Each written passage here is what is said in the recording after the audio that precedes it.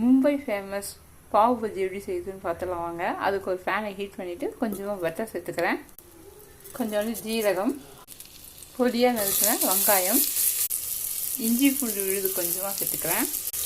உருளைக்கிழங்கு, பச்சை பட்டாணி, குடைமிளகாய், கேரட், காலிஃப்ளவர், மஞ்சள் தூள், தனியாத்தூள், பாவ் பஜ்ஜி மசாலா, மிளகாய் தூள், தேவையான அளவு உப்பு, கொஞ்சமாக தண்ணி சேர்த்து விசில் போட்டு 3 விசில் வேக வச்சுக்கலாம். ஒரு பேனில் கொஞ்சமாக வெண்ணெய் சேர்த்துட்டு நறுக்கின பொடியை நறுக்கின வெங்காயம் சேர்த்து நல்லா வதக்கிட்டுக்கலாம். 1 spoon pav bhaji masala, Kashmiri chilli powder, தக்காளி விழுது, டொமேட்டோ கச்சப் கொஞ்சோண்டு சேர்த்து வதக்கிட்டு வேக வச்சதை நல்லா மசிச்சு எடுத்துக்கலாம். மசிச்ச வெஜிடபிளை இது கூட சேர்த்துக்கலாம்.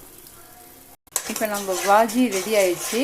ஹீட் பண்ணி அதில் பட்டரை நம்ம பாவை டோஸ்ட் பண்ணி எடுத்துக்கலாம்.